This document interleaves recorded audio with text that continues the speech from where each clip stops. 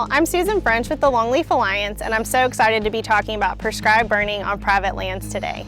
The benefits of prescribed burning are well documented and well known, but some landowners need further technical assistance, financial assistance, or training to feel comfortable and ready to burn their own property. Let's talk with some landowners today about their personal experiences. I've been burning for years, decades now, and it's still exciting. I still love it. It's still scary, but yet satisfying when you get through.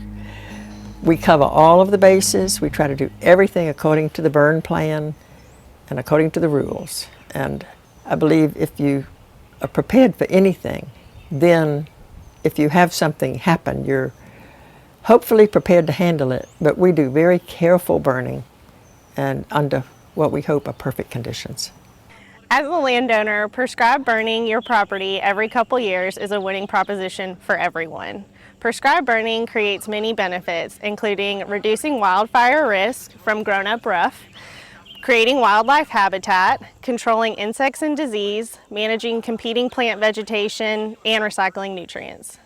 I'm Lucretia. I'm a grandmother. I've been burning since 2013.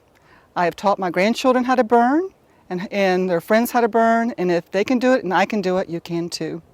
My advice to the landowner, when they want to burn, they need to learn about it. Be familiar with burns. It's nothing to be frightened of. And if you want to take a course, there's a lot of the courses out of Waycross, Dahlonega, Longleaf Alliance. They give conferences and they give weekend field trips so that you can see fires and learn about it. But you need to learn about it before you do it. You can't just walk out and start a match and do a burn. You need to be familiar with it. So I suggest people to read, contact your local NRCS or your forestry service and let them teach you and help you along for that first burn. And once you get your property to a manageable state, you yourself can burn. It's a very easy thing to do. You just have to make sure you burn under the right circumstances. Smoke management is one of the main aspects of safety and liability during prescribed burning.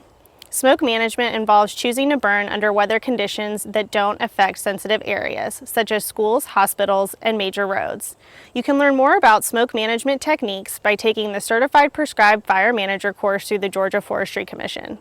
Special care should be taken when burning around structures on your property, such as a home, by raking additional fire lines and creating an additional black line by burning. Other vital planning techniques for landowners include preparing a burn plan to organize important elements like objectives, weather parameters, and equipment needs, having a burn unit map to outline fire breaks and hazards, finding and interpreting fire weather forecasts and measuring on-site weather, and understanding the different ignition patterns used in different fuels, topography, and weather conditions.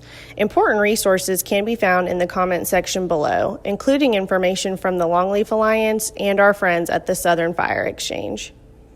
When you start your burns, you call the forestry department and they will tell you whether or not it's adequate to do a burn.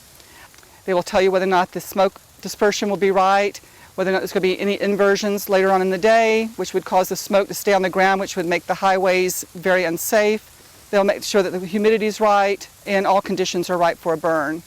And once you get your permit and you have all your safety equipment together, you start your burn. But when you see everything burning at first, it is sort of frightening when you first see it. You see fire, you see smoke, and you wonder if it's going to do any damage to your trees. But the next day, the ground's going to be black. It'll be like scorched earth. But then give it a few days, you're going to see little green plants coming up, and it'll be violets, or it could be other wildflowers that grow in your area. And then it makes you feel good. And then a couple months later, you'll start seeing ferns. And soon you'll start hearing quail, or you'll hear turkeys in the background because now they've got the habitat that they've been wanting.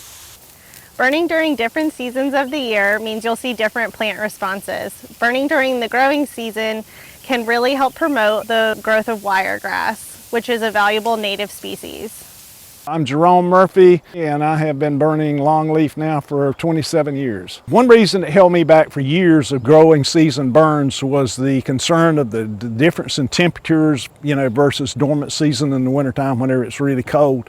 And I was really nervous, and I've known about this probably for 10, 15 years, so to speak, and it took me a while. I was kind of like jumping off the high dive is the way I say it. Is I was just scared, but once I've ever done the first one, I feel very comfortable about it. I had the Georgia Forestry Commission to come out and help do the burn, and everything went great, far beyond my expectation. Very much a transition, and I see a great amount of change in my property now. Different plants and the suppression of hardwoods, which initially that's what I wanted to do without doing any kind of site prep or anything. We wanted to control hardwoods, so that was initially what I was trying to accomplish. And I will be doing these on my own now again. Making a budget is vital for the planning process. We will help you understand the cost of burning, insurance, and possible sources of funding assistance. There is also a rentable burn trailer with all the tools you need to get started. I'm James. I'm just getting into the pine tree business. Going to be planting some long leaves this winter. A very affordable resource that the Georgia Forestry Commission gives local landowners is a fire trailer here for an inexpensive cost. Inside the trailer, you have hand tools up front. You have access to a blower that makes a fire break for you, and also water bags that you carry with you to help put out fires. Financial assistance is available to private landowners through programs like the Georgia Sentinel Landscape Pilot Project. This program provides cost-share funds to landowners to implement prescribed burning, plow fire breaks, and obtain burn plans. You can either get cost sharing through the NRCS, which is very easy to do. You contact your local NRCS office. When we had our burns and used the Georgia Forestry, they would pay for about half of it and we would pay for the other half. But it comes back full circle. When you burn, you're increasing the value of your property.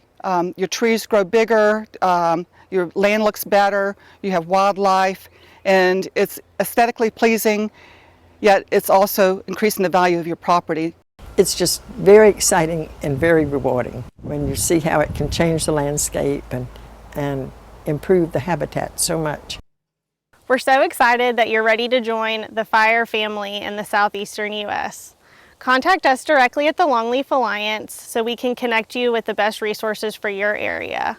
Also, make sure to follow our social media pages on Facebook and Instagram for the latest updates on trainings and events.